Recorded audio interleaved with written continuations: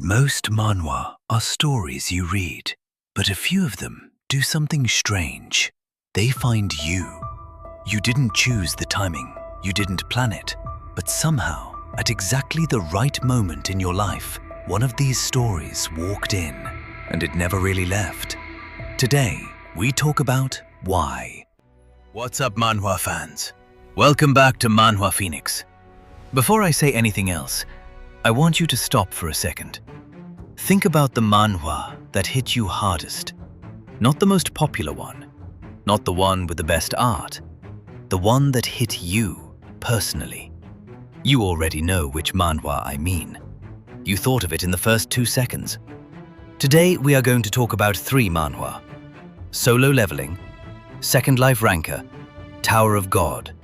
And I am going to tell you exactly why each one of them connects with a completely different kind of person, at a completely different moment in their life.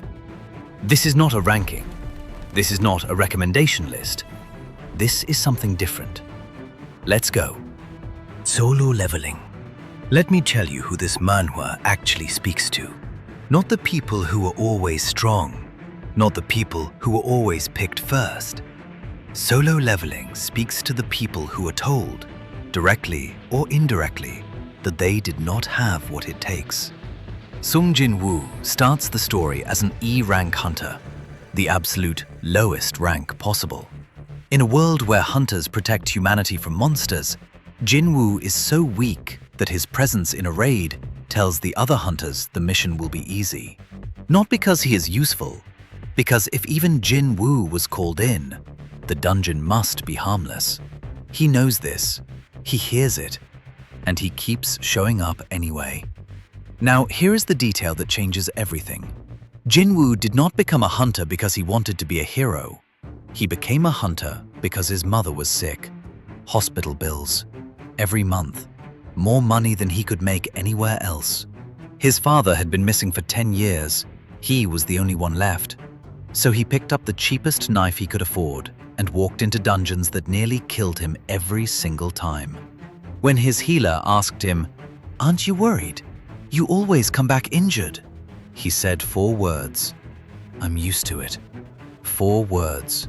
And in those 4 words is an entire life of showing up when the world has already decided you have no place here. Then comes the double dungeon, the most dangerous moment of his life. 17 hunters go in. Most of them die. The ones who survived need to escape, but someone has to stay behind. Jin Woo had already lost his right leg. He was in no condition to be the one who stays. He volunteered anyway.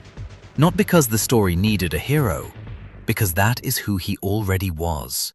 Before the system ever chose him, before the power, before the strength, before any of it. Here is the truth about solo leveling that most people miss. The system did not make Jin Woo special. The system found someone who was already choosing to get back up every time the world knocked him down. And it gave that person the ability to grow. If you read Solo Leveling and felt something deep, you were not just watching a weak person become strong. You were watching a mirror. A mirror of every time you kept going when everyone around you had already moved on. Second Life Ranker. This manhwa does not begin with a dungeon. It does not begin with a fight. It begins at a funeral. Cha Yeon-woo returns from 5 years of military service in Africa to find an obituary letter waiting for him. His twin brother, Cha Jong-woo, is dead. 5 years of silence. 5 years of no contact. And now this. The person who handles the funeral gives Yeon-woo a small box. Inside, a faded photograph and a pocket watch. Yeon-woo recognizes the watch immediately. He gave it to his brother as a birthday gift the year they both turned 19. The year before Jong-woo disappeared. He takes the watch to a repair shop. They tell him it is too damaged to fix. He takes it home anyway, and then the watch starts speaking. His brother's voice, inside his head, recorded into the watch before he died. By the time you hear this, I guess I will already be dead. The entire first chapter of Second Life Ranker is Yeon-woo sitting alone, listening to everything his brother never got to say. How he entered the tower to find a cure for their mother, how he built a team, how he found friends, how those friends betrayed him, how he died. And here is what makes this different from every other revenge story in Manhwa. Jong-woo did not record the diary out of hatred. He recorded it out of love. He wanted his brother to understand, not to avenge him, to understand. And he said something in that diary that stays with you long after you close the chapter. Even at the end, stabbed by the people he trusted most, Jong-woo felt no hatred toward them. Not anger, not bitterness, just understanding. If you read Second Life Ranker and felt something you could not explain, you were not just reading a revenge story. You were reading something about grief, about the things we never said to the people we loved, about the conversations we will never get to have, about carrying someone with you who can no longer walk beside you. Yeon-woo climbs the tower with his brother's memories living inside him. Every flaw, every fight, every impossible moment. He is not climbing for power. He is climbing because his brother never made it to the top. And someone in this family is going to finish the climb. Second Life Ranker finds the people who are already carrying something heavy, and it tells them, you are not carrying it alone. Tower of God. This one is the hardest to explain. Not because the story is complicated, because the emotion it touches is one most people have never heard named out loud. Let me try. 25th Baam was born in a cave. Not metaphorically, a literal cave, beneath the tower, with no light, no people, no language. When he was small enough to think it was possible, he built a tower out of stones to reach the single crack of light at the top of the cave. He climbed to the top of his stone tower and found he could not leave. He came back down, and he accepted his life alone. Then Rachel fell through the crack. She was the first person he had ever seen. She taught him to speak, to read, to understand the world outside. She brought him board games and stories. She told him about the stars. And she told him a story about a man who loved a star so much that he built an entire tower just to reach it. Baam listened to that story, not knowing he was already living inside it. When Rachel told him she was leaving, climbing the tower to see the stars, Baam did not ask her to stay. He followed her. Not for the tower, not for the stars, for Rachel. She was my star. She taught me how to speak and told me of the outside world. Through her, I learned of human warmth. She became my reason to live. His words, Chapter 3. He climbed every floor for her. He fought things that should have killed him for her.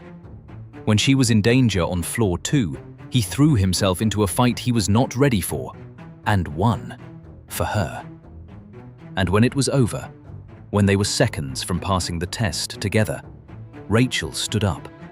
Her legs, the disability she had shown him since the beginning, was never real. She pushed him into the shinsu. She watched him sink. Then she walked back to their friends and told them Baam had died in the test. Tower of God is the story of a person who built his entire identity around someone else's dream. He did not have his own reason to climb. He did not have his own goal. He had Rachel. And when Rachel was gone, when the thing he built himself around was removed, Baam had to find out for the first time who he actually was. If Tower of God found you, if it hit you in a place you could not immediately name, I want to ask you something. Whose dream were you climbing toward when this story found you? Because that is the question Tower of God has been asking you from Chapter 1. 3 Manhwa. 3 completely different moments in a life. Solo leveling finds you when the world has decided you are not enough. Second life ranker finds you when you are carrying someone you have lost. Tower of God finds you when you have been climbing towards something that was never really yours. And here is what I believe. The best manhwa does not just tell you a story. It holds up something you already recognized but had never seen clearly before. So I want to ask you, genuinely, which one of these found you? And when did it find you? Not which one is the best, not which one has the best art or the best fights. Which one arrived at exactly the right moment? Drop it in the comments, because I think, based on the manhwa you name, I can tell you something true about where you were in your life when you found it. This is Manhwa Phoenix. Hit subscribe if this kind of content is what you want more of. Turn on notifications, and I will see you in the next one.